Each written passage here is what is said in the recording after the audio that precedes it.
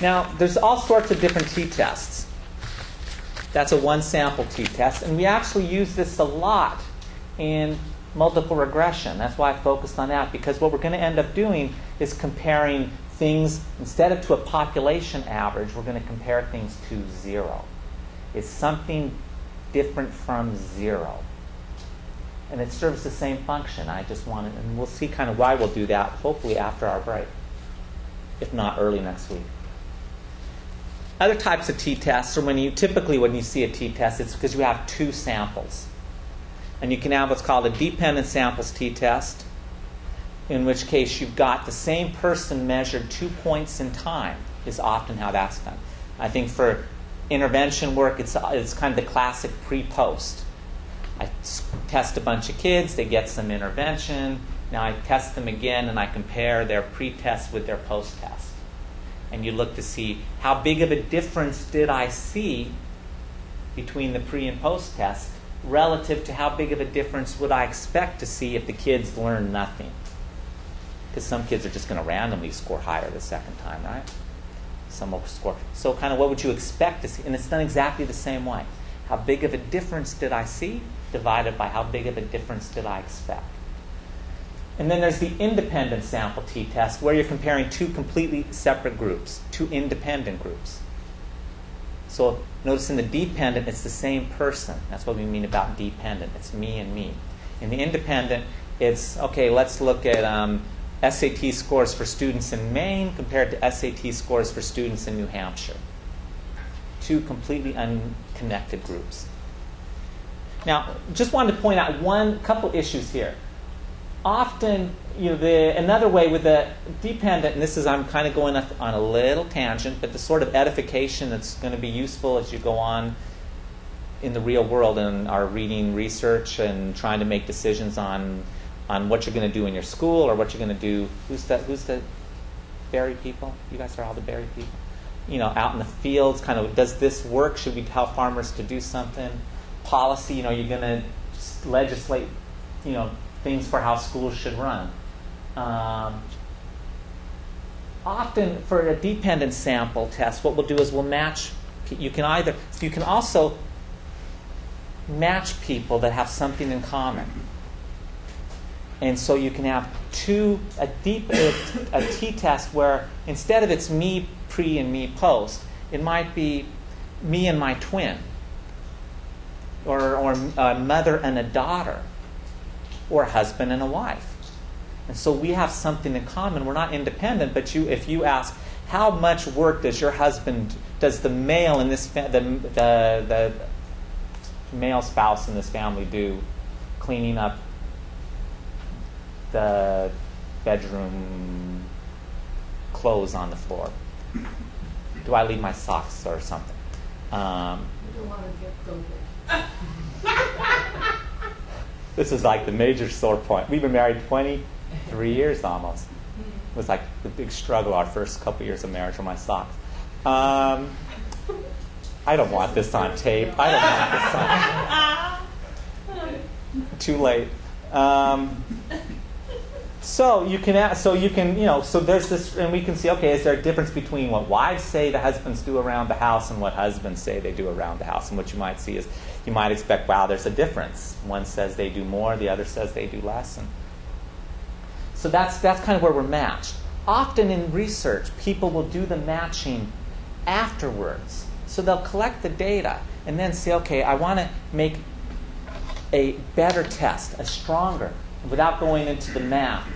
Matching can give you a much stronger test. It's easier to find subtle differences. If you've got a small sample and you're looking for subtle effects, matching can be a powerful tool.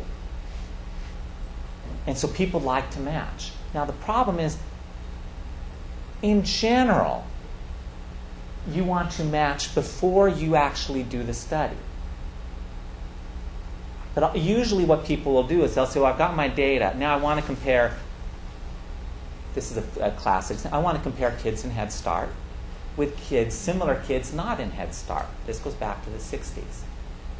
And so what they said is, well, we tried to look at this, we didn't match, we didn't randomly match kids and assign them into. What we should have done is right at the start find a bunch of low-income kids, flip a coin, match them up on age, whatever. Flip a coin. Some get Head Start. We'll be the first 2 kids. We flip a coin. You get Head Start. I don't. 2 more kids. One gets a coin. One gets Head Start. One does. That's sort of where we're matched before you do the study. They didn't do that. Instead, they said after the study, they tried to find effects, and it was really kind of difficult. So someone said, well, let's match them against similar kids that didn't get Head Start, but now we have no data on them at the time. We didn't match them beforehand. Let's match them after the fact. And they did a bad job of matching. They did what everyone else does, and what people still do most to this day. And they said, look, we've got great differences for Head Start. Now the problem was, and I'm someone who loves Head Start.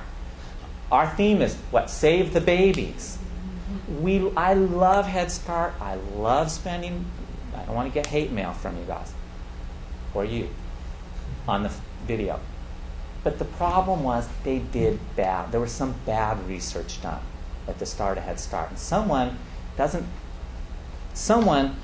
recognized. And a lot of people, if you took my class, you'd recognize, hey, wait a second, you matched after the fact. You should have matched before. And they reran the analysis the right way after they did all this fuss in Congress saying, look, Head Start's wonderful, and the results completely disappeared. And it's been decades now of trying to live that down. Because for years later, someone would say, Head Start helps kids, and you'd get the critics of Head Start that would stand up and say, hey, wait a second, I've got this report where they showed you guys analyze your data wrong. How can I trust what you're doing? You analyze it right, there's no results. It did a lot of harm. Analyzing the results wrong did a lot of harm. Now, there are ways that you can do post hoc matching and that have been developed in the last few years. This technique is called like propensity scores now, but it's very complicated. I kind of like it because it's very geeky and fun. But people don't do it, and certainly in education, you see it more in health. You don't see it in education. We still just typically will do after the fact matching. It's like we haven't learned that there's people out there, if you do it wrong, your political opponents, the people that don't want to save the babies, have smart statisticians with them too that are going to come and point out these mistakes. So something to keep in mind. Again, just tossing that out there. It's not on the test. But matching's powerful. But if you're reading a study and they're saying, well, after the fact we matched, you got to be careful and look, because there's all sorts of other reasons, other things that may be going on, that they look like they're just the same, but they're really not. And that's really, I'm kind of spilling into what would be the research methods course in some of this. So why is even post-matching analysis? It seems like you can be biased because the data has been configured already. So then you can manipulate and match them after. Yeah. So what's even an option? It's not. It historically hasn't been. That people just, and it's still not the best way to do it. It's still better to match before the study. Like we were saying, and this is why I know it, and it drives teachers and people crazy. That's like, how can you say one kid's going to get Head Start and one isn't? I mean, there's ways. Kind of what I would do is figure out how many kids can my town serve for Head Start. If we can serve 200 kids, let's pick 400. So we start with more than we can literally serve, and then kind of work off of that. So you're not just denying. I mean, it's a tricky, or do waiting lists, and then those kids get it later. There's strategies, but that's why we like this, because if you do that matching after the fact, we can look and say, well, okay, let's see, Craig and Philip. Craig and Philip, they're the same age, their parents have the same income, whatever. They look the same, so we'll say Philip got Head Start, and you kind of, well, let's say I got Head Start, and I kind of went up a little bit, but not very much. And on the other, and Philip, you look the same, but we may not have data that, gosh, but your parents are highly educated. They're your family income may be low, but it's because your parents have, multiple PhDs in whatever, art history or something. And there's other factors that could be I love art history. There's other factors that we don't know that could be going on that may explain the differences. These other techniques, things like propensity scores, what they do is it's more of a statistical method. And what you actually do is you look at everybody that didn't get the intervention, and you start to statistically find people that have the same likelihood of being sampled into your intervention after the fact. Anyway, we don't need to go there. But there are ways people have worked around it, because sometimes you can't match a priori. You can't randomly assign. We're interested, and we've done work in the past looking at moms who smoke when they're pregnant. I can't go in and say, okay, let's flip a coin. Don't smoke, Taylor. Angeline, I want you to puff 3 packs a day while you're pregnant. You can't do some things. So there are other ways.